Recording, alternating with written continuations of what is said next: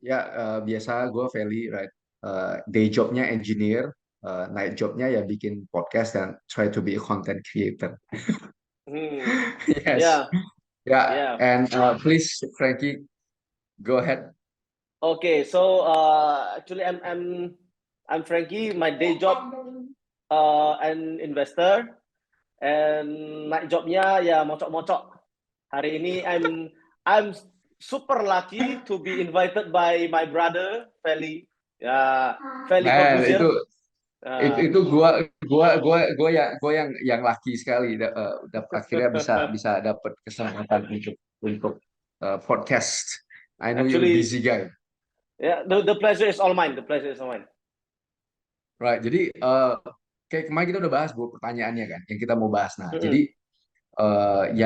jadi teman-teman, di podcast kali ini kan, gue sebenarnya sama Frankie itu pengen kasih tahu bahwa it's not, sometimes school itu kita nggak excel di school, bukan berarti itu kita bakal gagal di life. Tapi kadang Mm-mm, kita mm-mm. itu justru kalau kita serius dan kita benar-benar put the 10,000 hours, right? Kayak Malcolm Yes, Gladwell bilang. yes. Dan buku Mastery by Robert Greene semua bahas soal itu. Itu kita bisa menjadi expert. Nah, inilah di depan gua ini. Silakan, bro. Thank you, Tell thank your you. story. Actually, to be honest, I am not yet feel as an expert. Tapi ya, I'm lucky to be surrounded by experts like you guys. Jadi orang bilang orang yang botak itu cenderung lebih pintar, and I'm agree with that. Join the club, bro. Join the club, bro. Tapi Ini rambutnya masih bagus, bro. Jangan, bro. udah mulai. Ini udah ngeri-ngeri juga ini. Udah ngeri-ngeri sedap. Udah Udah ngeri-ngeri ngeri-ngeri sedap sedap. nih. Jadi actually my school time ya. Actually I'm not an excellent student. Cuman ada satu hal yang menarik.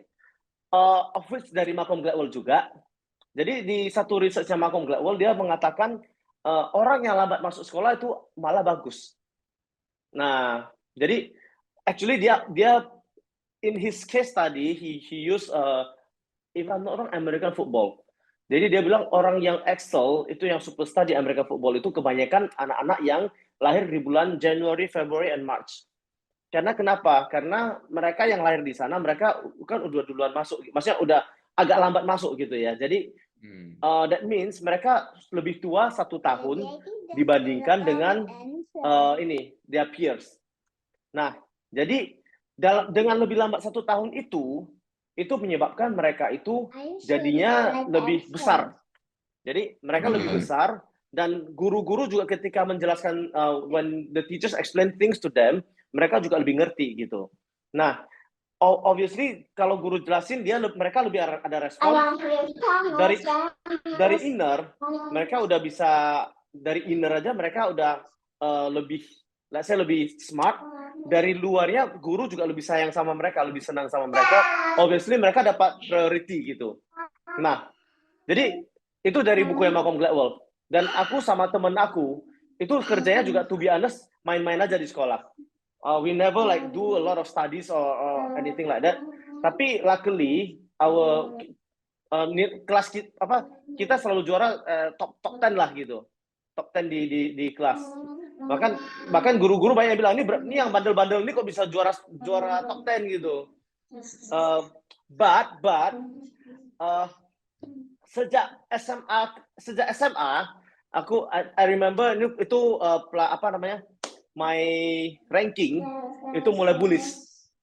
Jadi yang biasanya kan I think ranking 7, ranking 6, things like that. Tiba-tiba jadi ranking 11, 12, 18. Itu udah mulai bullish itu. Kelas 2 jadi 20-an, 22, 24, 28. Kelas 3, 32, 38. I remember aku keluar dari sekolah dengan ranking 42.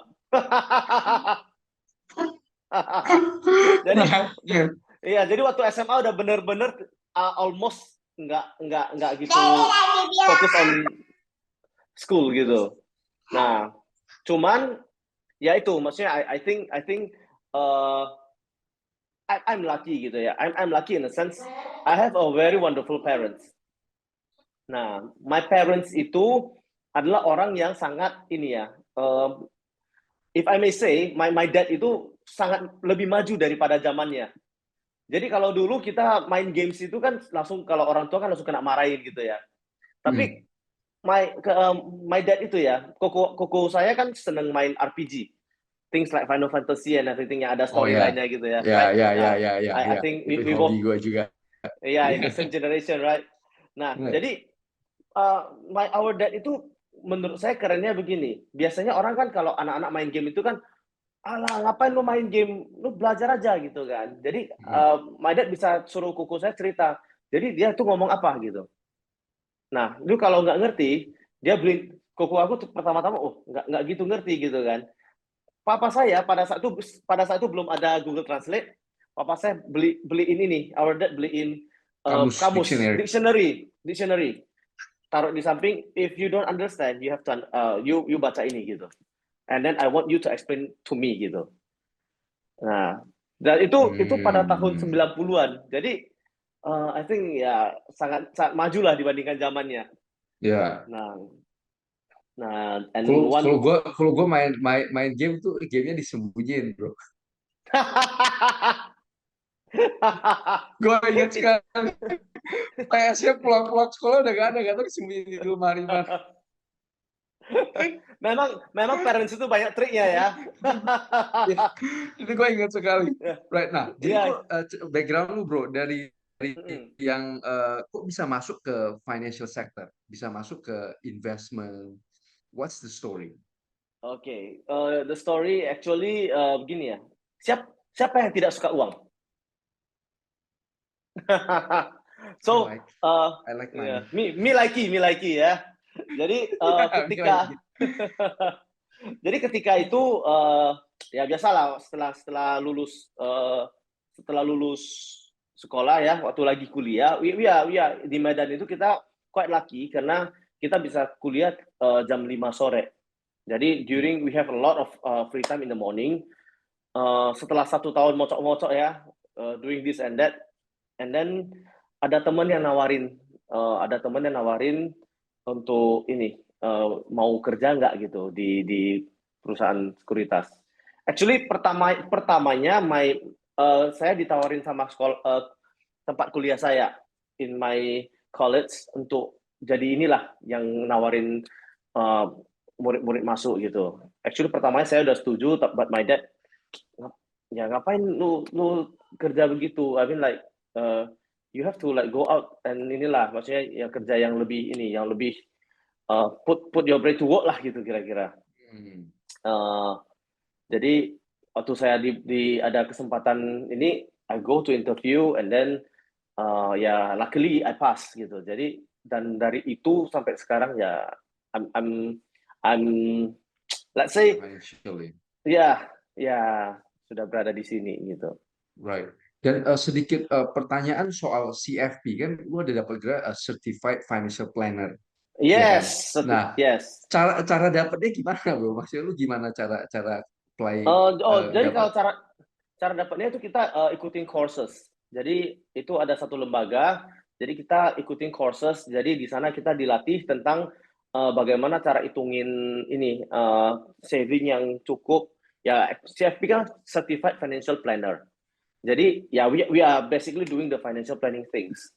Jadi the financial planning kan mencakup banyak sekali hal, tapi kita taunya, maksudnya ya we have to know a broad lot of things, di mana yang penting itu kita saving ratio kita harus berapa, budget kita harus berapa. Jadi financial planning itu bukan untuk deprive ourselves ya, maksudnya nggak boleh makan enak, nggak boleh beli ini, nggak boleh itu, bukan. Tapi financial planning itu kita bisa punya saving rate yang benar, investment yang benar, tapi dengan budget yang teratur gitu, yang sudah teralokasi dengan baik dan benar. Jadi contohnya kalau Feli suka pengen beli mobil gitu, nah jadi kita bisa kasih the roadmap untuk Feli supaya bisa beli that car, mau beli rumah, mau beli that house, mau beli traveling kemana, bisa traveling kemana. Jadi tanpa merasa bersalah, karena banyak orang yang bisa pinter dapat duit, tetapi sangat tidak ngerti bagaimana cara allocate the money gitu. Dan akhirnya Kadang, masuk ke Indosuria dan akhirnya boncos. yang Kemarin gue baru bahas sama si Roy Sakti kan, sama Ko Roy oh, Roy Sakti kan. Sakti, ya. Ya, kemarin gue baru bahas soal hal, dan ternyata memang regulasinya Indonesia itu banyak loophole. That's one of the issue. Yeah, actually Jadi it's not only in Indonesia ya. Actually it happens in the whole wide world.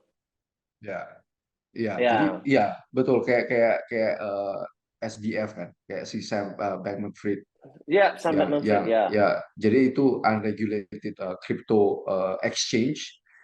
Bayangin ya, sama sih. Maksudnya ini gue juga harus akuin bahwa bukan hanya di Indonesia sih, di Amerika juga sama.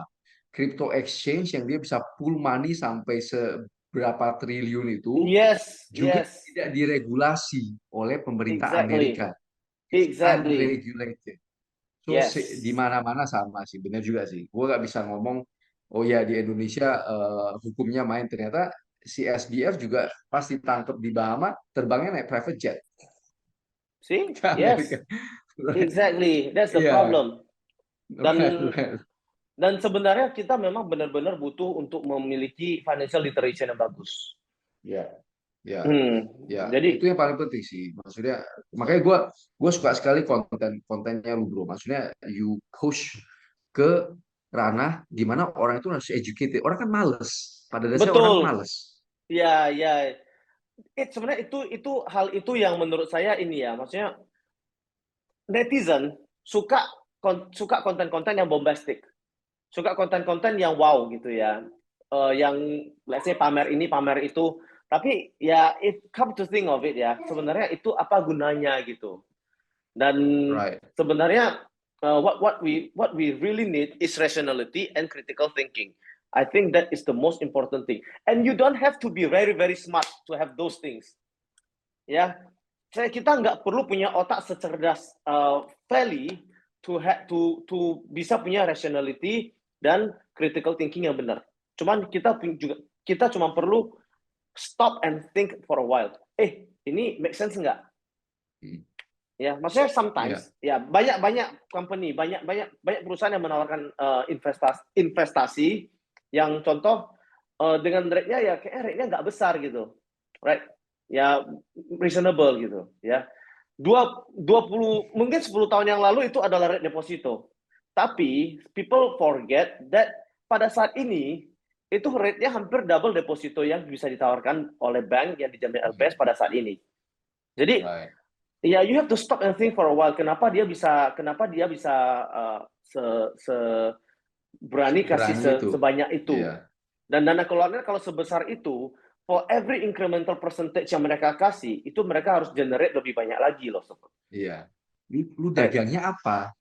Mereka kadang Lu ditanya, dagangnya apa? Benar, lu benar. dagangnya apa? Maksudnya lu taruhnya di mana? Semua market lagi volatile, tapi lu bisa kasih return yang stabil, iya kan? Betul. Ya, Semua market lagi volatile, sedangkan lu kasih gua return yang stabil. Emang lu dagang apa? betul. Jadi sebenarnya begini, kalau kalau ini ya, if I may say, put it like in a very very simple term, cara orang raise fund itu traditionally cuma tiga aja. Yang pertama itu dari bank, ya, di mana you have to like put your inilah dikasih semua collateral and everything dan Ya, surat-suratnya dan lain sebagainya gitu ya untuk bank. Jadi mereka bisa check your credit score dan bisa assign kredit kasih kita gitu. Kedua adalah kalau kita butuh dana kita keluarkan obligasi. If our company reach a certain size, kita bisa minta sebuah company untuk underwrite keluarkan surat utang dari kita, namanya obligasi atau bond, dijual kepada investor. Nah, dan itu kita kan bisa ini, tapi rate-nya lebih tinggi gitu. Maksudnya kita harus bayarnya bunganya lebih tinggi, ya karena kan uh, kita juga ini ya, maksudnya market juga tidak mendapatkan kolateral dari kita. Kalau bank kan dapat hmm, kolateral. Nah, hmm, yang ketiga adalah kita issue our stock. Jadi kita jual saham kita. Jadi kalau yang ketiga ini kita nggak bayar bunga, tetapi yang kita bayarkan adalah profit kita. Kalau misalnya kita grow makin besar, ya maka kita sebagian profit dari company kita itu ya udah bukan milik kita lagi, tapi milik pemegang saham yang sudah membeli saham dari kita. Itu aja, itu 3 ya. Dan tiba-tiba ada ini ya, satu perusahaan-perusahaan yang mau menawarkan investasi dengan return yang lebih besar dari itu. Oke. Sekarang saya tanya sama Bro Feli ya. Kreditor, kalau kreditor yang gede ya, itu kalau ke bank itu diservis atau menservis? Di Kreditor. service. Diservis, bener ya? Ya, Iya. contoh ya perusahaan Satria Nusa Engineering, misalnya contoh. Kalau Feli punya line udah sangat besar, Feli untuk perputarannya butuh 100 miliar contoh ya. Feli ada ambil uang bank, yuk ambil uang bank loh. Oke. Terus Feli ke bank, oke. Kurasa orang-orang di sana will treat you very very well. Yeah, like a king. Ya. Right. Like a king, right? Lu mau Yeah. lu mau kemana-mana, lu yang di ini kan, lu yang Iya. di service lah ya. Iya. Lu mau ke Iya. airport, saya kasih lu Alphard gitu. Dianterin. Iya, Ya dianterin betul. ya kan. Iya. Nah, lu mau cek proyek lu, Iya. yang ini kita sewain helikopter buat lu gitu Iya. ya. That's the kind of things yang kalau Right. itu kan lu yang minjem. Iya. Oke. Nah, Iya. kenapa bank will treat you very well? Because kalau di laporan keuangannya bank, kreditor itu adalah aset. Betul. Dia yang cari Ya. duit. Ya, dia kasih duit ke bank. Iya. Sedangkan deposan itu kalau di kolom bank itu liability. Karena kan Makanya ya. ya. Makanya kita Ya, ngantri ngerti ya. kalau ke bank mau setor duit. Ya, makanya. Jadi kalau kita mau store duit itu antri kan.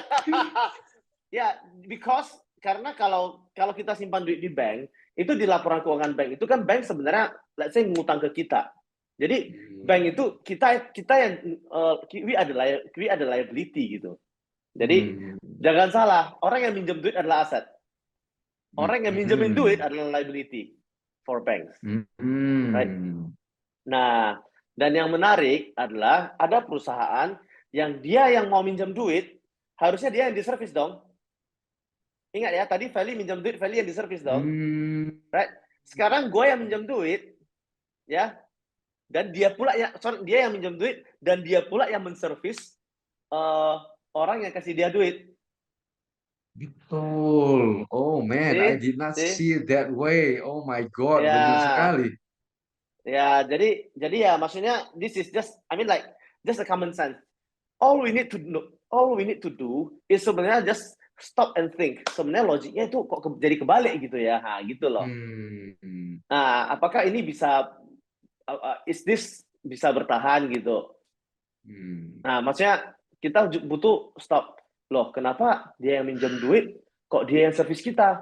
Kenapa dia yang minjem duit, kenapa rate-nya harus bisa lebih gede dibandingkan dengan kalau dia minjem di bank? Kenapa dia nggak minjem ke bank aja? Kalau dia minjem ke bank, dia diservis loh. Dia minjem ke kita, dia yang menservis. Dan dia kasih ke kita, rate-nya jauh lebih tinggi. Iya, maksudnya kan itu kan banyak layer of yang dapat dari ini kan, dari flow-nya kan. Betul. Nah, kenapa dia yang dia yang spend for us gitu. Iya. Dan cost dia, kenapa dia nggak langsung ke bank aja, cost dia lebih murah, kenapa dia harus pinjam ke kita yang cost-nya lebih tinggi? Nah, itu. Jadi, kenapa dia nggak pinjam ke bank aja? Di bank, saya dapat cost of fund yang lebih murah, dan saya bisa, ini ya, and I can be like, saya bisa jadi raja, gitu. Ya. Kenapa saya harus minjem duit, kasih bayar orang lebih mahal, dan memperlakukan orang lain seperti raja, gitu. Oh, man, itu kayak tamparan sekali. Oh, man. Ya. Dan yang lucunya bro, kan kemarin gue ngobrol sama Roy Sakti ya. Dia bilang orang Medan itu nggak pernah kapok bro. Oh, jadi begini bro, saya harus menjelaskan. Orang Medan itu bukan tidak pernah kapok bro. Orang Medan jiwa pemaafnya tinggi bro. Betul juga. Oh my God, betul ya. Kita penuh dengan kasih sayang. Kita itu penuh Betul, dengan kita kasih harus sayang. betul. Jadi orang Medan tuh jiwa pemaafnya tinggi, bro. Jadi kalau nanti ada yang datang lagi, masuk lagi, bro. Oh iya betul juga. Oh my God, kita jiwa pemaafnya tinggi. Kita penuh dengan kasih sayang. Betul betul betul. I like that. I like it. Gue masih inget ya bro ya. Gue masih inget ya. Gue waktu SD, gue masih ingat sekali dulu ada kayak kayak begini juga. Ambil uang orang, gue lupa. Itu gue masih SD. Ada, bro. Ya, betul, betul. Ya, gue juga masih SD, bro. Ya, Ya kan, ini nggak ya, ada dulu apa, gue lupa itu apa. Pokoknya pas kita lagi masih ya, SD itu adalah. ya, ya, ya. Start with B. Ya. Ya, ya, ya, ya. Ya, ya. Oh my God. Ya, Dan ingat Bu, SD itu kita umur 10 lah, umur 10. Sekarang kita udah umur 30, udah 20 years, man. Orang yes, Medan itu yes. endure one after another, after another, after another, after another. Ya, ya. Oh, damn. Betul. Gila Ya, sekali, ya, bener ya, sih. ya. Gila sekali sih. Jiwa pemaafnya tinggi dan dari generasi ke generasi ya, bro ya. Turun temurun. Turun temurun. Jadi, jadi gue harus kasih tahu si Koroy. Koroy, bukannya kita orang Medan greedy, bukan. Kita ini Bukan, we are not greedy, my rasa, man. yes, kita ini rasa Ya, rasa kasih sayang dan rasa pemaafnya itu sangat tinggi. betul. Man, this is great. This is so great. Oh my God. Jadi bagi para pendengar ya teman-teman ya. Jadi yang scam-scam kayak begini, ini kemarin juga Koroy bahas sih. Jadi asal mulanya itu selalu di Medan dulu. Kebanyakan. Kebanyakan gue Oh, berasa customer-customer gedenya itu kayaknya di Medan. Iya nggak sih ya, bro? ya, ya. Ya, Iya bisa kan? jadi ya. I've never check on that, tapi bisa jadi. Karena menurut saya ya, kayaknya orang Medan itu punya ini, punya certain trait yang berbeda dengan yang lain. Maksudnya, let's see the bright side lah ya. Kita Ya, ya, punya ya. ini risk profile-nya lebih tinggi. Kita risk tolerance sama pain tolerance sangat tinggi. Iya, iya, betul, betul, betul. Jadi risk profile-nya itu tinggi. Jadi ya kita orang Medan itu bisa endure a lot of ini ya, a lot of volatility. Ya, even if it's gone, it's still okay.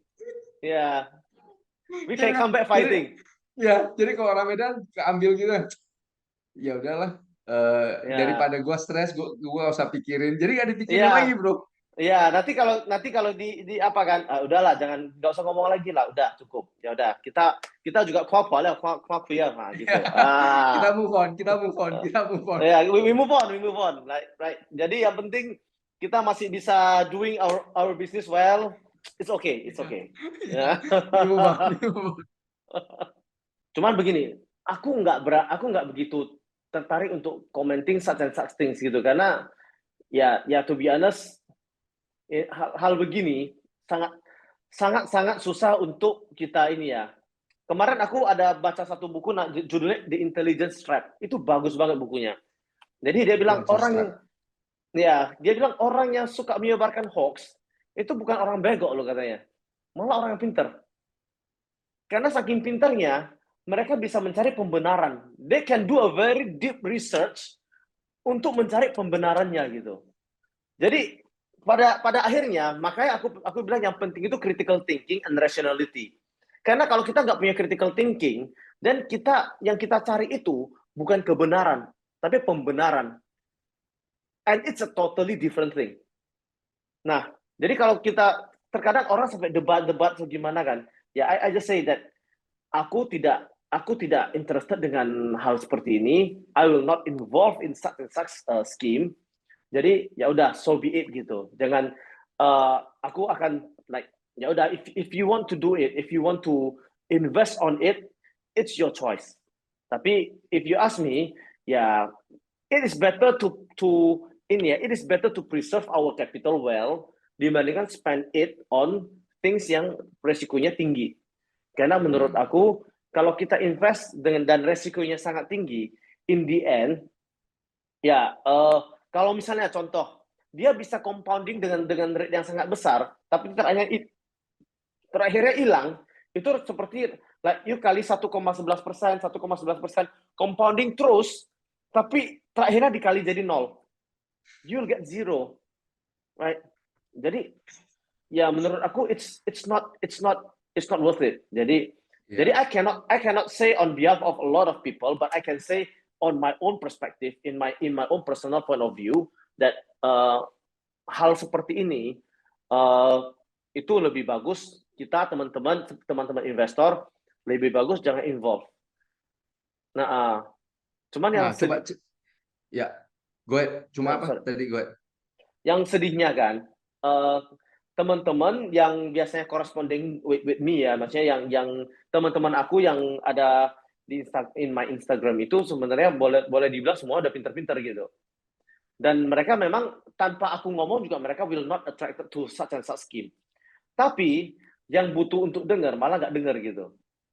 Kita Hmm, kita ngomong sampai segimana ya, juga mereka mau masuk ya masuk juga gitu. betul, betul. Uh-uh. Mau sampai busa berbusa pun tetap masuk ya. Tadi yang intelligence. Jadi dia malah confirmation bias. Dia Exactly, confirmation bias. mencari data-data untuk membenarkan ya pilihan dia, right? Betul. Oh, Confirmation bahwa ini bias. masuk kayak kayak gue ingat sekali waktu kripto sih. Gue ingat sekali waktu kripto. Jadi bagi teman-teman Hmm. pendengar ya, gue sama Felix kembaran gue itu masuk pada saat kripto itu 70 juta. Kita Hmm. keluar itu pada saat kripto itu 900 juta. Dan sejak itu kita nggak masuk lagi. Karena kita tahu bahwa ini sesuatu yang nggak masuk akal. Dan orang lain ngomong, oh grafiknya begini nih. Oh ya grafiknya begini. Jadi orang malah jelasin matematikanya. Bro, ini nothing bro. Ya, this is decentralized finance, my brother. You sekarang 900 juta lu nggak mau beli, lu mau tunggu berapa? 10 M baru lu beli. See? Jadi gue masih ingat sekali begitu gue duduk sama di kabin itu gue ingat jadi teman-teman gue sama Felix duduk di kabin kita ada tempat wisata ya di Medan di Kaban Jahe jadi kita duduk di situ di hari Minggu kita duduk segerombolan anak-anak muda umur 18 17 ngomongin soal kripto terus kita lihat segerombolan aceh-aceh yang udah tua ngomongin kripto gue sama Felix lihat-lihatan besok kita jual semua karena semua udah masuk, ya kan? Ya, It's ya, honey trap. Semua orang ya, bandar udah goreng ke atas semua. ya. Orang lain semua udah masuk. Man, Ini itu within a month, bro. Gone. 100 juta, pokoknya turun sampai 400 juta atau 500 juta. Dari yep, sembilan yep, ratus yep. juta. Yep, it's gone half. Ya, ya. Gue bilang, Kemarin kalau nggak salah tinggal 200-an juta lagi. ya, sisa 200-an sekarang. Ya, ya. Ya, Sejak gue keluar itu, nggak bakal gue masuk lagi. Ngapain gue masuk lagi? Gue udah tahu bahwa this is all, it doesn't make sense. It ya, doesn't make benar-benar. sense. Jadi Ya, bagi teman-teman, gue nggak tahu kalau perspektifnya gue soal crypto, it's just another risky asset. Dia nggak bakalan hilang. Tetapi itu tempat di mana bandar-bandar akan goreng dan rug pull. Itu udah pasti. Jadi kita timingnya exactly, itu, pasti. ya kita cuma lihat karena dia nggak ada underlying aset. Dia nggak ada apa-apa. Dia nggak ada yang bisa bikin naik dan turun selain permintaan. That's Betul. it. Dan Supply and demand. ya, dan Cathy Wood kemarin bilang apa? Cathy Wood bilang Bitcoin bisa naik sampai 1 juta dolar. Ya, 15 dia M salah itu, satu. bro. Ya, Ya, salah satu bandar ya. dia. Oh shit, gue performing. Fund gue udah hancur-hancuran nih tahun ini gara-gara Fed naikin suku bunga. Funds gue udah hancur-hancuran. Oke lah, Benar. terpaksa gue cari tempat lain untuk goreng nih. Siapa orang-orang bodoh, gue goreng dulu. Exactly, exactly. Dan uh, ini ya, Ark Innovation their flagship fund itu turunnya jauh banget loh dari 160 dolar turun sampai tinggal kemarin itu 30-an dolar aja. Hmm. Turun Dan perbandingannya dengan 80%. Berkshire, bro. Perbandingan dengan Berkshire bagaimana? Performance dia. Berkshire sebentar ya, Berkshire BRK. Jadi teman-teman lihat ya, yang risky punya nih, apa ARK-nya si apa nama-namanya apa bro, nama fundnya? Arc Innovation. ARK Innovation itu ambil risiko-risiko aset teknologi dan very pro to crypto ya kan. Nah, Ya, Cathie Wood itu naik pada saat suku bunga itu di titik paling rendah. Jadi free betul, cash disitulah dia naik. Right? betul. Sekarang dari Kalau Berkshire kalau nggak 160 salah, turun ke 30. ya Berkshire ini ya dia turun sekitaran 7% per tahun. Jadi Tujuh. anggaplah 8% deh. Cathie Hmm. Wood turun 80%, Berkshire turun 8%. Ya, dan by the virtue of simple arithmetic ya bro, maksudnya if I may say, kalau misalnya kita turun 80% fund kita untuk balik lagi ke balik modal butuh berapa persen bro? 80, kita udah turun 80. Oh, Mm-mm. udah berarti share 20. Untuk naik kita harus naik sampai dikali 5. Ya, jadi Dikali kita butuh 5. 400% bro. 400%. Right. Right? Jadi kalau kita contoh kita punya duit 1 M, kita taruh di Art Innovation for example, 1 M dan kita drawdown-nya full ya dari the top sampai Ya. drawdown gitu. Jadi tinggal 200 juta. Dari Hmm. 200 juta untuk balik lagi ke 1 M, lu bukan butuh 80% karena 80% itu lu cuma dapat jadi 360 juta. Right? Jadi yang you harus dapatkan itu adalah 400 juta. Dan let me tell you one simple fact. Tahu nggak Warren Buffett? Warren Buffett itu performance-nya selama hampir 60 tahun itu berapa persen? 20%. Jadi seorang fund manager atau seorang investor yang bisa dapat return 20% per annum per tahun itu adalah investor yang udah kelas-kelas dewa. Ya. Ya. Jadi kalau misalnya ada orang yang bilang bisa 11% per bulan, oke, you better run and hide my friend. Right? Jadi itu because itu udah ngalah-ngalahin Warren Buffett gitu ya. Nah, jadi common sense is important. Jadi we have to know the benchmark. Dewanya itu di berapa gitu ya. Dan lu bisa ngalahin dewa by certain fold itu nggak masuk akal. Ya, it's really not making any sense. Jadi ketika you get such and such irrational offer, ya oke, you inilah run and hide ya my friend. Jadi ingat, jadi kan 20% Warren Buffett. Nah, dan dari 20% itu, it's making him the richest investor in the world. Jadi Jadi see nggak how perlu dia, powerful is that? ya dia jalan santai aja, right? Dia beli Ya, Coca-Cola, dia beli bank, dia beli pokoknya yang santai-santai. Sama kayak BCA sih ya, tuh. Coba lu cerita benar. soal BCA. Lu coba cerita soal BCA. Oke, ini BCA ini adalah case yang menurut saya sangat-sangat menarik sekali. BCA ini kan kalau di tahun 2000 itu orang terkaya di Indonesia, bro tahu siapa ya? Itu Tahun? Michael Hartono. Ya, itu Hmm. dari The bosnya Hartono grup Brothers. Jarum, The Hartono Jarum, Brothers. ya. Itu bosnya grup Jarum. Jadi grup Jarum adalah perusahaan rokok, is it? Benar ya, Right. tembakau, Ya. rokok. Nah, dari perusahaan rokok pada saat tahun 2000 itu mereka adalah the distant third. Yang pertama adalah Haim Sampurna, yang kedua adalah Gudang Garam, mereka itu saingan cukup Hmm. sengit. Dan yang ketiga barulah Jarum, tapi distance-nya cukup jauh. Hmm. Jarum. Jadi they are not the market leader. How Hmm. come they are the richest Indonesian? Hmm. Jadi dari ketika itu mereka ada beli satu saham. Mereka beli 51%. Saham tersebut namanya BCA, Bank Sentral Asia. Mereka Hmm. suntik dana 5 triliun. And then 5 triliun itu sekarang sudah menjadi sebentar ya, let me see Market cap-nya. market cap ya. Oke, market cap-nya sekarang udah jadi 1.100 triliun. Jadi mereka kira-kira punya, sekarang mereka punya kira-kira 55%, mereka kira-kira punya 600 triliun. Jadi dari 5T jadi 600T. Dan it catapult them menjadi orang terkaya di Indonesia. Karena satu saham yang mereka beli. Satu aja saham yang mereka beli. Yang namanya BCA. So imagine that is the power of compounding. Dan kemarin itu kita iseng-iseng hitung, bro. Selama dari tahun 2000 mereka beli, dari 2000 2001 mereka beli sampai sekarang kira-kira 13 tahun. Bro tahu compound annual growth rate-nya itu berapa per tahun? 20% juga, bro. Oh, damn. Ya, Oh, damn. ya, Gila. Jadi ya. selama 13 tahun lu cuma cukup compounding 20%. Right? Ya, kita cuma Ya. cukup compounding 20%. Yang paling penting adalah konsisten. Ya. Jadi kita nggak perlu running, kita nggak perlu rush. Tapi yang paling penting untuk kita lakukan adalah kita ya kalau bisa kita jalan secara Consistent. continuously and Ya. consistently. Ya, jadi kita Ya. forever walking lah, jalan cepat. Ya. Ya, jalan Ya. aja, nggak perlu lari. Betul. Betul. Uh-uh. Ini pesan yang penting sih buat kita yang masih muda ya. Gue juga menganggap diri gue yang muda. Yeah, saya juga masih muda, bro. Ya.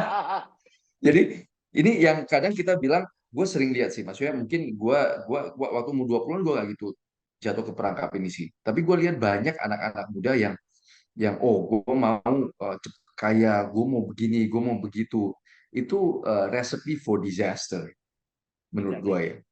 It's a Totally agree. recipe for disaster sih. Karena begitu kita running, kita jalan aja kita belum sanggup. Kita udah mau lari. Benar, benar. Right. So, ibaratnya kita kalau jalan, kita belum ngerti nih, oh, tangan kanan ke kiri, keseimbangan belum bagus, tapi kita udah mau run. Betul, Itu betul. recipe for disaster dan ujung-ujungnya ya maksudnya kita baru-baru ini kan kita lihat ya kan banyak yang anak-anak muda yang terjebak dan akhirnya masuk masuk dalam, Yap, yap, ya kan? yap. Dalam Dan sekali itu, benar sekali, bro. iya. Mereka suka gini, banyak anak muda yang suka beli setelah hype-nya udah ongoing, baru mau beli. Hmm, It is wrong gitu. Maksudnya, jadi hmm, sebenarnya dalam kenapa menurut aku ya pekerjaan paling menyenangkan tuh ya jadi investor. Saya nggak perlu sepinter Valley. If I may say ya, bro ya, I'm not nearly as smart as you, right? enggak lah. Tapi what I I doubt that. tapi yang menurut saya yang menarik adalah inilah ya, dengan by the virtue of compounding interest, kita juga ini ya, at least sebagai investor yang prudent, kita itu growth yang 20% per tahun aja, kita bisa enjoy a very enormous amount gitu. Ya, Jadi kita sebenarnya yang activity doesn't equal productivity. Jadi itu moto kita sebagai ya, investor. Jadi kita sebenarnya ya, nggak perlu very very actively pursuing a lot of things. Jadi kayak ada banyak orang yang nawarin kita ini, atau kita punya investment, ada orang bilang investment ideas such and such investment ideas.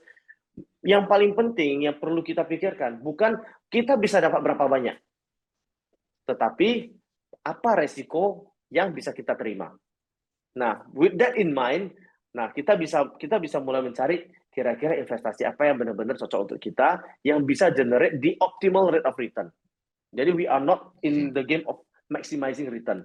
We are in the game of optimizing return.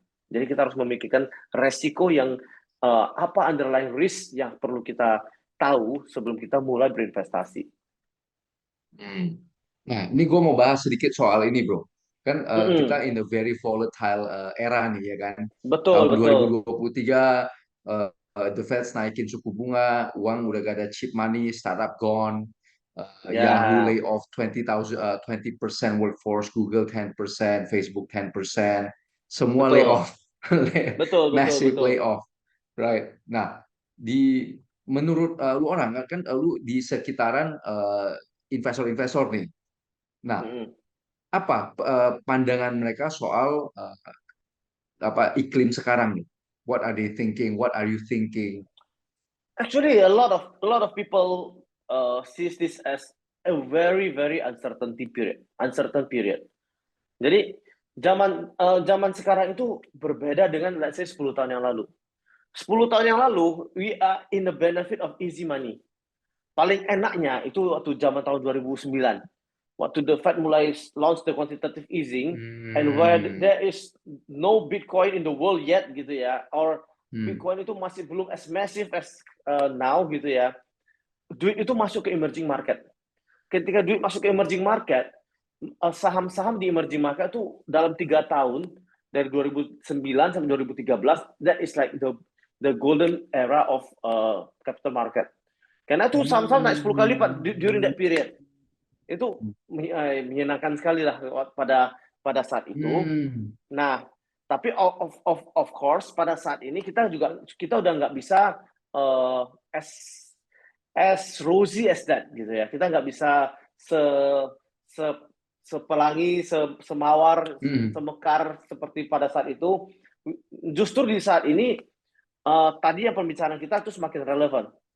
Akan semakin banyak orang yang menawarkan kita investasi, akan semakin banyak orang yang akan menawarkan kita sesuatu untuk memindahkan uang dari kantong mereka kita ke kantong mereka gitu. Right. Nah, jadi di iklim saat ini ya yang perlu kita lihat adalah terus terang kalau kita ekonomis itu adalah profesi yang menarik. Karena semakin kalau kita tanya 10 ekonom, oke, kita bisa mendapatkan 20 jawaban yang berbeda. Satu orang bisa jawab 3, satu orang bisa abstain, 2 orang like Hmm. ekonomi itu biasa begini, Bro. Jadi base skenario kita begini. Worst case kita begini. Best case kita begini. Intinya kalau lu tanya semua orang, you will not get the answer. Oke. jadi kalau di iklim sekarang menurut yang bisa kita lakukan is be prudent. Jadi contohnya pada saat ini we will not invest all in risky assets. Jadi kita juga butuh risky assets is important because itu adalah source of our growth. Yap, Ya, yap. kita itu kan dari sana gitu. Tapi Hmm. kita juga butuh gold. Kita butuh sekarang kan goldnya lagi naik juga ya kan. Hmm. Nah, kita butuh spice with gold. Kita butuh cash yang bisa kita gunakan ketika terjadi market volatility. Nah, kalau bro tertarik dengan itu, bro boleh baca satu buku yang dari Ray Dalio, The Changing World Order. Itu bagus banget bukunya. Itu Oke. Value. jadi ya nanti kalau aku jelasin di sini nanti 3 jam juga nggak siap, bro. Cuman intinya begini, yang Ray Dalio katakan tuh sangat menarik. Kira-kira dalam waktu 100 tahun itu biasanya ada satu negara yang naik dan another yang mundur gitu. Another yang terselip lah gitulah ya ibaratnya. Jadi seperti dulu Belanda dulu Spanyol dan Portugal itu adalah superpower gitu ya kan. Kemudian Belanda bisa pakai teknik, Belanda bisa kumpulin modal ya dengan ini ya VOC ya. VOC. Mereka bisa bangun fleet yang lebih efisien. Jadi mereka bisa punya apa namanya labor cost Koloni. yang lebih rendah. Labor Ya. cost, ya. Labor cost yang lebih rendah. Mereka bisa pakai fleet yang lebih efisien. Mereka bisa kumpulkan modal dengan efisien. Anyway, perusahaan publik pertama yang diperjualbelikan itu adalah VOC. Iya. Jadi itu dari Belanda, mereka bisa membuka permodalan yang lebih efisien juga. Nah, dari saat itu Belanda yang nyalip ke ini Spain dan Portugal. 100 tahun kemudian revolusi industri di Inggris yang nyelip lawan Belanda gitu. Belanda. 100 tahun kemudian terjadi ini ya Great Britain. Jadi Great Britain, World War. Ya. World War. Jadi Eropa hancur-hancuran, Jerman berusaha naik, kemudian perang ya kan. Kemudian ketika perang terjadi, Eropa boleh dibilang dampak perangnya luar biasa, maka muncullah Amerika sebagai superpower. Dan sekarang udah hampir 100 tahun dari waktu itu ya kan. Jadi ya adalah ya. Jadi dia bilang ada yang biru, ada garis biru yang mulai turun dan garis merah yang mulai naik. Merah yang mulai naik. Ya kira-kira seperti itu. Right. Dan bisa dilihat sih, ini juga menarik sih kan. Gue kemarin diskusi sama Ricky ya. Ricky itu salah Hmm. satu agency TikTok yang benar-benar dekat dengan TikTok dan dia dapat banyak data. Nah, ternyata di Asia itu kayak contoh ya di Indonesia, di Vietnam, kayak di Indonesia itu penjualan di TikTok itu 4,4 triliun Yes, yes. Indonesia. Di Vietnam, which is nggak sampai setengahnya Indo, itu udah 2,2 triliun. Oke, oke. Itu 50%. gila Jadi banget. Jadi kita bisa lihat bahwa dan China itu kan udah mengerikan sekali lah. China itu udah mengerikan Betul, sekali. Jadi kita lihat betul. perputaran di Asia itu makin panas, uang makin banyak dan kita lihat di era krisis di mana-mana Indonesia itu masih enjoy 5% growth, Yap, ya kan? yap, One of the highest atau the highest in G20 country kan. yap. Betul, Jadi betul. memang benar sih kalau dibilang Ray Dalio bilang oke, 100 dan kita lihat di negara biru itu juga banyak kasus-kasus yang makin nggak jelas kan. Yap, Maksudnya makin aneh dan makin aneh. ya pre- presiden pikun tapi bisa jadi presiden. Dia is Iya, something else sih. ya. Tapi Itu. tapi ya to be fair yang negara merah juga has their own problems also. Salah Oh, satunya propertinya is a massive. hancur-hancuran itu properti Ya, hancur-hancuran itu hancur. Gue masih ya, ingat sekali waktu gue Zoom meeting sama beberapa supplier kita yang China. Jarang sekali kalau Zoom meeting, international meeting gitu, orang itu apalagi supplier pebisnis mengkritisi pemerintah. yap, yap. Beberapa kali gue Zoom meeting, they openly criticize negaranya. Oh, Gue that's bilang, crazy. oh, berarti ini gawat sekali. Ya setelah gue Ya, korek-korek, ya itu investment Evergrande-nya mereka. yap, yap. Right. Ya itu Ya, investment wealth management mereka yang gua rasa ya salah satu yang kena kasus-kasus ini juga pasti kita terekspos ke sana, right? betul, betul, betul, International betul. uang yang lari ke sana yang dipromise 10%, 20% ya dia kasih ke kita Benar. 11%, 10% ya kan? Dia masih cuan Exactly, ya. exactly. Bisa jadi itu, right? Jadi Ya, ya they have their own they have their own problem sih. ya, They have they their have their own own problem. problems. Ya. Ya, Jadi actually ya, kalau kita mau bilang mau sleep itu ya of course it's not as simple as the ya, narration lah gitu. Ya. ya. Tapi Ray Apalagi Dalio ya, ini ya Ray Dalio writes it very beautifully. Jadi I will strongly urge you to read that book. oke, Ya. will do. Itu Ya. gue lagi dalam fase di mana gue sering dengar audiobook, right? Jadi gue Ya, ya, lagi kalau ya. gue nge-gym, gue jalan pagi, jalan sore itu gue audiobook is on. Jadi gue udah baca mungkin total ini udah buku ketiga dalam waktu 1 bulan. Oh, oh crazy. Ya, mantap, mantap, Jadi mantap.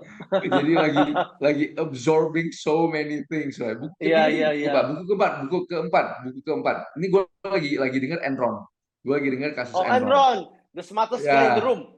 Ya, yes, the smartest ya, guys in the ya, room. ya, Jadi gue ya. lagi awal-awal dengar dengar Enron. Jadi kadang gue mau tahu kan, maksudnya kita kan gue merasa gue udah mature enough ya di dalam dunia Yep, bisnis yep. juga udah mature, di dalam kelola keuangan juga udah mature. So I wanna know kasus apa yang menyebabkan orang itu sampai ancur-ancuran, gitu kan? Ya, What ya. did they do? What what what You, what went wrong kan? ya, ya, ya.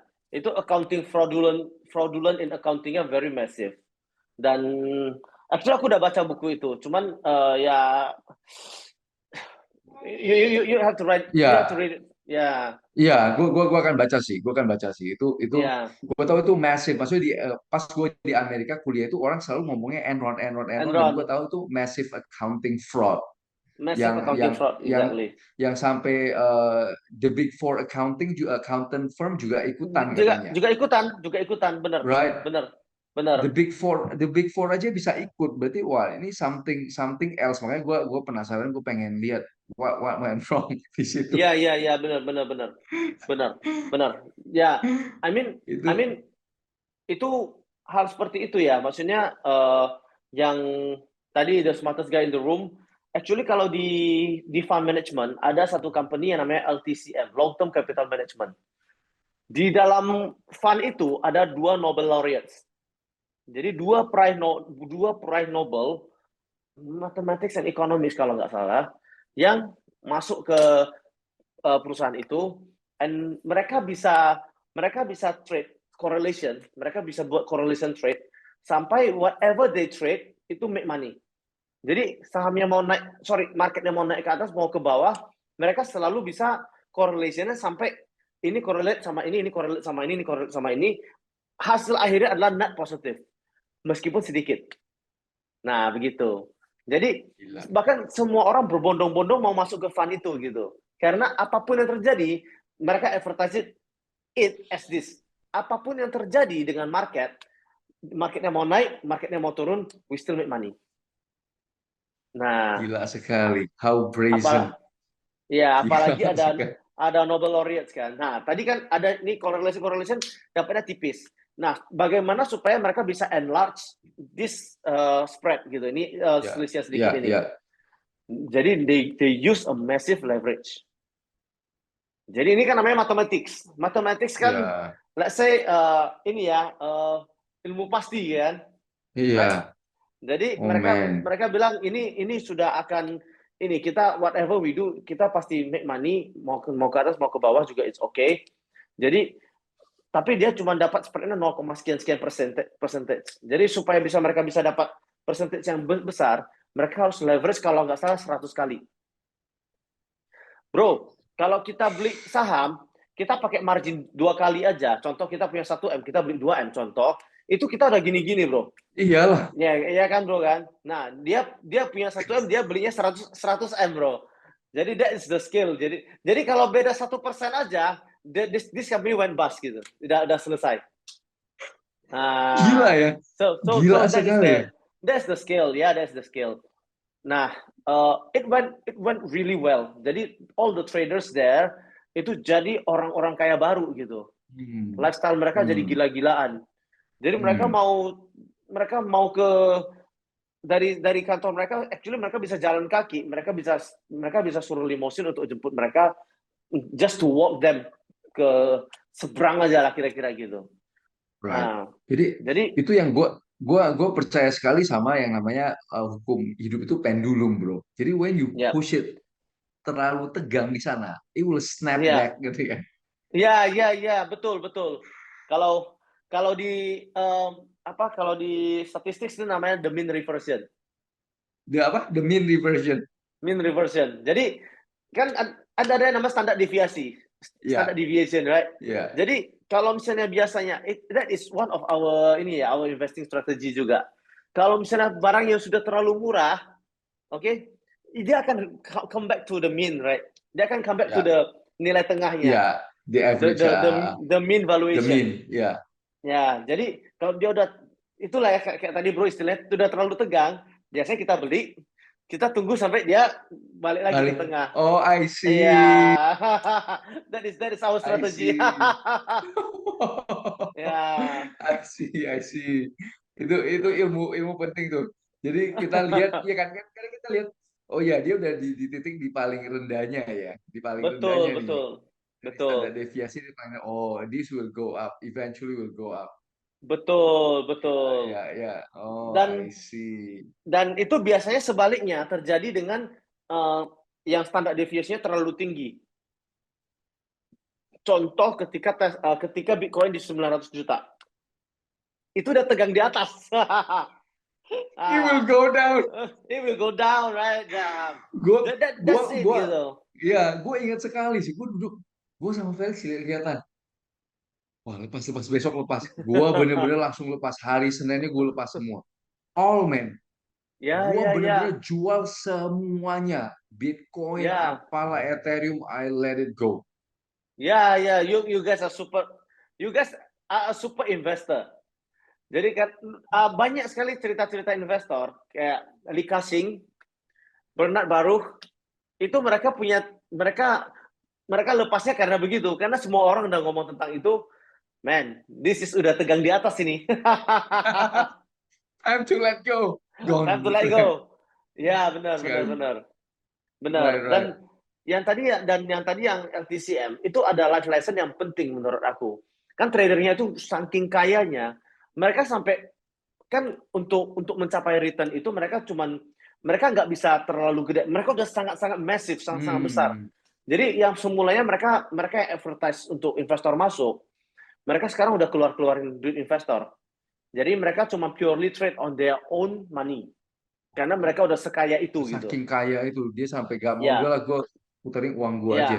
ya, ya, gue putarin uang gue aja deh. Gue nggak butuh investor lagi. Jadi investor yang tolonglah, tolong Wow. inilah saya masih mau invest sama kamu loh gitu.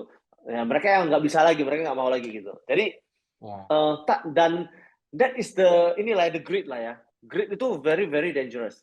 Nah, karena mereka karena saking percaya dengan sistem mereka saking percaya dengan all the economic theories, mereka pour in all their monies into their own fund, and then mereka do all the things, Besar. do all that things ya. Kemudian terjadilah di tahun 97 itu terjadi economic crisis, dan mereka salah satu correlation itu ada di ruble. Hmm. Nah, Korea di Rusia, maksudnya mata uangnya Rusia. Hmm. Nah, jadi ketika terjadi koreksi, mungkin bro sebagai orang yang pernah investasi tahu lah ya, ada yang namanya liquidity. Hmm. Korelasi ini can only works if the market is liquid, is Ya, highly liquid.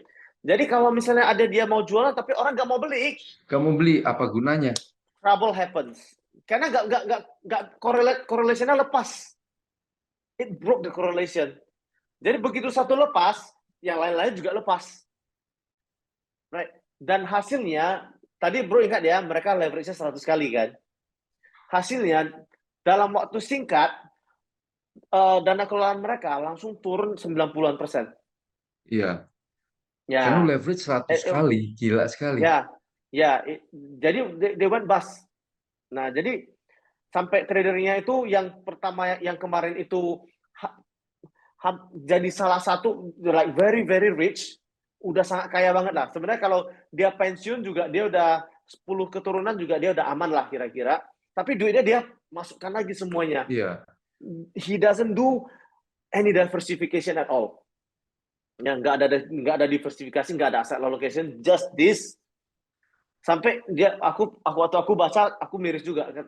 Sampai dia waktu di ruangan pengacara itu sampai dia nangis-nangis gitu. Like literally crying gitu. Karena duitnya di sana semua. Iya. Nah, maksudnya gini, terus ditulis begini, kalau lu hari ini lu nggak ada apa-apa, you put all your eggs in one basket, kita It's bisa terima. okay. Kita bisa Betul. terima gitu. Tapi Ya. hari ini lu udah kaya and you still put all your eggs in one Wah, basket, it's stupid gitu. Maksudnya itu bego. Karena gila sih. you have to allocate in a different sources gitu Iya. supaya lu nggak usah, maka sebenarnya that is why aku kepikiran sebenarnya kita jadi orang nggak perlu kaya-kaya banget gitu. Betul. Lu Tapi jadi kita pandangan lu jadi distorted. iya jadi distorted. What for gitu? Kalau misalnya apa bedanya gue jadi orang ke-10 terkaya di Indonesia sama ke 100 orang terkaya di Indonesia, apa bedanya? It's just a number. Right? Ya. Menurut saya yang penting is not that. Maksudnya, tapi this is my own personal opinion ya. Iya. Iya. Ya. Tapi yang penting itu kan sebenarnya bukan di ranking berapa gua jadi on top of the list gitu. Kalau aku mau Iya. jadi top of the list, actually kalau aku udah mulai kaya ya, kalau aku mau masuk jadi top of the list, itu sebenarnya gampang. Gue beli aja majalahnya, gue masukin nama gue sendiri. Iya. Iya. Iya. Langsung taruh nama. Iya, itu people are becoming hubris kalau udah di level itu sih. Ya, tapi itu kan Iya. nggak penting kan. I mean like, Iya. actually we don't need that gitu. Iya. Oh, Hubris sih, gila sih. ya hubris, ya. Jadi itu Iya. sebenarnya nggak penting banget. Iya. Nih, bro, ini kan kita udah mendekati 1 hour mark. Nah, gua ada satu pertanyaan lagi nih Oke, yang sering ditanya nih sama sama netizen. Nah, oke, kalau kita yang punya penghasilan UMR 5 juta, penghasilan 10 juta, 20 juta, strateginya bro itu untuk investment itu apa? Gimana kira-kira? oke. How do you do? Kalau kalau misalnya menurut aku ya, kalau investment kita, kalau kita income kita, contoh UMR dan lain sebagainya, menurut aku the best investment that we can do sebenarnya bukan menginvestasikan uang kita, tapi menginvestasikan di skill kita, di network kita. Jadi kita sebenarnya lebih penting kita bisa punya earning power yang lebih tinggi. Kalau kita masih, contoh, kalau saya hari ini I'm like 20 something years gitu ya, saya masih umur 20-an, early 20s, penghasilan saya dulu 800.000 bro per bulan bro, my first gaji ya. Jadi pada saat itu ya, tapi I'm begini, tapi ya aku I am lucky meskipun tidak kaya banget, tapi ya I'm still okay gitu ya lah ya. Maksudnya I can still live well meskipun memakai uang itu gitu ya. Tapi menurut saya yang paling penting adalah kita harus bisa mengalokasikan. Kita kan nggak usah, kalau one of my friends says gini, biaya hidup itu sebenarnya nggak mahal. Biaya gengsi yang mahal. Right? Jadi kita hidupnya sederhana. Actually that's the thing yang sampai sekarang juga aku masih berusaha untuk kita sebenarnya kita nggak perlu mewah loh. Kita like what is the thing that we want gitu. What are the things that we want? Jadi kalau kita punya value yang exact, kita punya value yang clear, kita punya value yang clear, kita jadi bisa tahu sebenarnya apa yang sebenarnya kita ingin kita lakukan. Jadi yang pertama-tama adalah menurut saya adalah kita harus mengasah skill kita. Jadi mana yang lebih penting? What you know atau who you know? Kan gitu ya, pertanyaan retoriknya kan seperti ini. What is more important? What you know, who you know. Kalau sekarang pertanyaannya adalah who knows you. Right? Jadi berbeda lagi. Jadi menurut aku kalau misalnya kita punya ini, kita nggak usah terlalu fokus pada investasi, contoh yang kita harus allocate sekian persentase di sini, sekian persentase di sana. No, kita yang paling penting, itu allocate at least 10% of your income untuk investasi. Itu harus, karena that build your habit. Tapi yang paling penting bukan itu at that stage. At that stage, yang paling penting adalah you build your skill, you build your knowledge, and most importantly, you build your network. Ingat, your network is your net worth. Jadi, the higher your network, the higher your net worth. Itu udah jelas. Dan banyak sekali orang melupakan hal itu. Jadi, kemarin itu aku pernah cerita sama teman-teman ya, mungkin kita kenal juga ya, Richard Stanley. Jadi, he is one of one of a very great person ya, that we both know ya. Kita pernah nanya, sebenarnya ya he is a very successful person, right? Dan kalau kita nanya dia kemana-mana gitu-gitu aja loh, pakai tis hitam, kayak pakai sandal, pakai sendal. Kita ketemuan juga tiap hari makannya masih makan di warung tembaga bro, makan Indomie bro. Jadi actually basically with all his success and everything, our lives is like basically masih the same gitu. Right?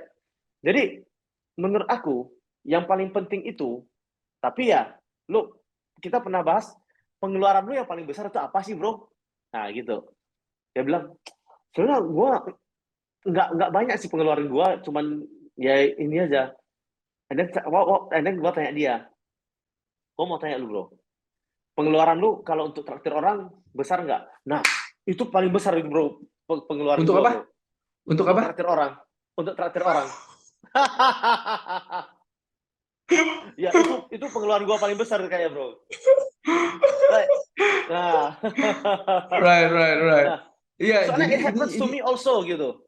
Ya. Jadi gue juga begitu. Soalnya gue bisa tanya dia kan, karena gue merasa and I believe we are happy doing it. Ya, kalau misalnya contoh suruh gue beli things yang senilai itu juga kita juga nggak terlalu mau gitu. Tapi contoh ya bro, kalau aku punya kesempatan untuk go out to have a lunch with you gitu, it is my luxury for me ya. Aku merasa I can absorb so much from you gitu loh. Sama bro, likewise bro. Gitu. Nah, jadi menurut aku orang yang masih ini dan ada satu source dari Lee Ka-shing juga, beliau mengatakan begini, kalau setiap bulan kamu harus bisa milih satu orang yang kamu hormati atau kamu the person that kamu rasa dia bisa jadi mentor kamu gitu. kamu tawarin ajak dia keluar makan. And then atau ajak dia keluar makan, ya terserah, nggak perlu mewah-mewah kali juga nggak apa-apa. Kalau misalnya orang itu bisa kamu anggap sebagai mentor, harusnya beliau adalah orang yang baik juga gitu, yang bisa mengerti our condition. Dan seringkali dia yang terakhir kita loh gitu loh, ya kan? Tapi dulu waktu when I start my career, aku punya a lot of clients juga. Saya nawarin gitu tiap bulan, saya dari baca buku itu kan, saya nawarin, kok saya boleh keluar makan nggak sama Koko gitu. Iya. Ya actually ya I think 99% of the time aku yang dibayarin sih. Tapi it gives the perception di mind mereka kalau anak muda ini orang yang mau maju loh. Dan ketika kita ketemu sama mereka, kita harus nanya, at least kita harus buat PR lah. Kita harus tahu dia itu siapa, dia kerjaannya apa, dan list of the questions yang kita mau tanya ke dia gitu. Biasanya orang yang kalau udah successful, the next stage for him adalah to contribute. Ya, jadi ketika dia dan kita di sana sebagai anak muda, we have the benefit untuk dapat his contribution gitu loh. Betul. Udah dapat ilmu, dapat gratis makan gratis lagi. Double. Jadi ya menurut aku itu yang penting. Jadi kalau anak-anak yang gajinya masih ini kan, nggak usah fokus on kita mau tabung berapa sampai jadi kaya. Yang penting kita harus build your network, build your skill. Jadi ketika orang tahu kamu, orang harus tahu kita itu spesialis in what are we specialized on gitu. Jadi kita itu sebenarnya, jadi kalau dulu aku investasi gitu, di JDR aku pengen semua orang tahu this guy is very serious about money gitu, atau duit gitu, ya kan. Jadi kalau at least orang itu tahu, jadi ketika kita ketemu sama orang, jangan tanya pertanyaan-pertanyaan bodoh gitu, ya kan. Jangan tanya pertanyaan yang kayak sama sekali nggak relevan gitu kan konyol gitu. Jadi ketika kita keluar sama orang, ya kita harus tahu juga, and then kita udah tanya dia pasti balas nanya ke kita dong. We have to make sure, we have to give the impression that we know our shit. Right? Nah, kita harus tahu, we know our things. Jadi menurut aku malah that proves to be the best investment. Jadi investasi leher ke atas otak. Leher ke atas, betul. Betul. Karena dan secara matematis juga begini. Kalau secara matematis, tadi kita bilang Warren Buffett bisa 20% per tahun. Lu coba kalau lu investasi, contoh, lu punya gaji gotiau ya 5 juta. Lu investasi 500 ribu. It will be big. 20 tahun ahead, 30 tahun kemudian it will be big. Maksudnya kalau di compound terus. Tapi kita coba hitung aja. 500 ribu dikali 12 bulan, itu 6 juta. 6 juta dikali itu, dia dapat 1,2 juta. 1 tahun. Ya, berarti kalau misalnya dalam 1 tahun itu kita kan breakdown ya, dalam 1 tahun itu sebulan udah dapat 100 ribu, right? Tapi kalau if you know the right person, right, dan that person, and you can utilize what you know very well, ya menurut saya ada incremental return yang lu dapatkan dari ilmu kamu itu jauh lebih besar daripada 100 ribu per bulan. Lu bisa aja dapat contoh 10 juta per bulan, 20 juta per bulan, bahkan 100 juta per bulan. Who knows, right? Apalagi di era sosial media seperti saat ini. Jadi menurut aku, kalau income kita masih 5 juta per bulan, investasilah leher ke atas, investasilah pada apa yang, pada leher ke atas dan pada network. That is important. Jadi ini teman-teman, ini confirm ya. Jadi gue selalu bilang di live TikTok gue, yang paling penting itu pada saat orang UMR adalah investasi leher ke atas. So it's confirmed. Yes. Jadi it's confirmed ya. Kita jangan terlalu pusing soal duit kita mau taruh di mana. No, tapi investasi lah, bacalah buku, right? Kita harus berwawasan. Jadi pada saat orang tahu kita nggak punya banyak duit, tapi orang itu bisa nilai bahwa kita itu dengan banyak wawasan. They will give you a chance. Itu penting sekali sih. And I'm really inspired by your story, bro. Dulu kemarin di Opal Cafe aku paling ingat, you bilang, ini bro, gua ini, you are from a very very ini, maksudnya a good inilah ya, tapi lu memutuskan untuk I want to start by myself Iya, and I want to start from zero gitu. And that is like I feel very liberated. Aku paling ingat lu iya, bilang gitu. Bener ya? iya, Look betul. where are you now gitu loh. Iya, Lu dari nol loh, maksudnya iya, ngerti kan? bener-bener Ah, nah, dan dari nol itu gue ketemu beberapa relasi yang kasih gue kesempatan. Dia tahu gue exactly. belum pernah bangunnya, tapi dia tahu bahwa oh, gue ngerti, tapi gue belum ada kesempatan. Oke, gue kasih lu kesempatan. And look where I'm now, Exactly. right? Itu kayak Ya, it's confirm ya, itu bener-bener confirm sekali sih. Itu confirm ya, sekali sih. Jadi ya, itu teman-teman itu confirm ya, leher ke atas, build your network dan baca. Jadi orang tahu itu berwawasan dan orang itu akan memberikan lu kesempatan. They will. Gue betul. percaya sekali. Betul. They Betul. will. Duit itu banyak, Bro. Maksudnya duit itu jangan jangan pikir duit itu hanya dari gaji yang bisa kita simpan. Enggak. Duit Ya, itu dari orang yang kasih kamu kesempatan. yes. Right? Right? Yes, betul, Ya, betul. Itulah, gue masih ingat orang kasih gue kesempatan project 200 juta. Orang kasih gue kesempatan project habis 200 juta itu orang kasih gue kesempatan project 1, sekian M lah, ya kan? Terakhir gue dapat project yang 12,5, ya kan? It's just because incremental. Kita pelan-pelan ya, bangun, kita konsisten, kita benar-benar taruh hati kita, kita taruh kerja keras segala sampai jungkir balik lah, sampai gue gak tidur lah benar. itu gue stresnya gak tidur lah itu stresnya, Benar. Benar, benar. Ya, I can see that gitu. Ya. ya kan? Dan Ya. ya itu yang dan sekarang kita udah consider jadi Satria Musa udah jadi kayak benchmark kita masuk ke grup besar Mayora begitu kita presentasi kita yang dijadikan benchmark. Ya. Kita pemain Ya, baru. We are nothing. Kita masuk ke perusahaan gede, mendadak kita oke. Satria Nusa lah benchmarking, betul. right? And Itu yang ya. itu yang investasi leher ke atas. Makanya gue sekarang rajin baca. Gue tahu Frankie itu paling rajin baca. Gue asal lihat story-nya lagi baca buku, lagi baca. Gue jadi goddamn gue harus baca juga nih. Gue harus baca juga nih. Actually gue kemana-mana kan, gue bawa ransel bro. Dan di ransel gue selalu ada tasnya, selalu ada bukunya bro. Iya, penting sekali sih, bro. Penting sekali sih. Gila sih. Iya, How book is iya, so important. Gila, yes, gila. yes. Dan Anyway, satu lagi bro, ya, if I may ini ya, yes, anak please. muda itu sekarang kan musim sosial media gitu ya, dan Ya, sosial media itu kan selalu membanggakan apa yang bisa kita beli gitu. ya, Tapi I found this keyword yang menurut aku very powerful. Sebenarnya if we think about it, we find enjoyment in what we produce, not what we consume. Ingat ya, after a while, kita when you really think and absorb about it, this is a very powerful word. Jadi one day, one day kalau misalnya anak muda itu kerja, punya network, ujung-ujungnya dia akan kaya, right? Tapi setelah kaya, mau ngapain lagi coba? What will you do after you're getting rich?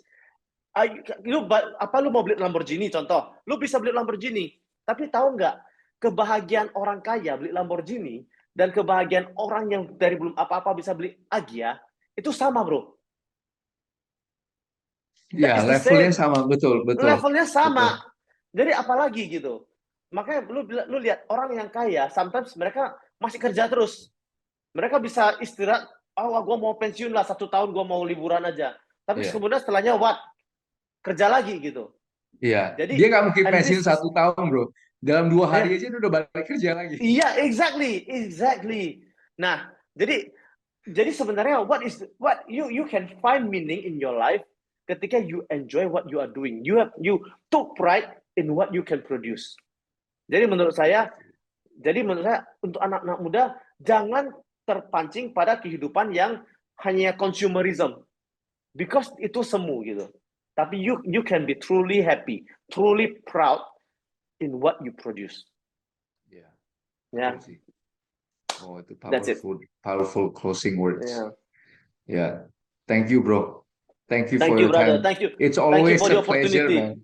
It's always a Sama-sama, pleasure, brother. man. Nanti Nanti brother ke minggu Medan kita yes, gua minggu depan pasti ke Medan dan gua minggu depan pasti ajak orang makan bakmi atak gue yang traktir. yes. Bebek atak, gue yang traktir. Di bebek Ini atak. kali gue yang traktir. Oke, Yes. siap. Oke. Nanti Sounds kita ajak good, si sounds Denny good. lagi. Yes, Oke. pasti. Thank you ya brother for the Thank you. opportunity. Thank Ya, you. No, selamat. man. The pleasure is mine. Thank you so much. Thank you Good night, good ya. night. Good night, good night.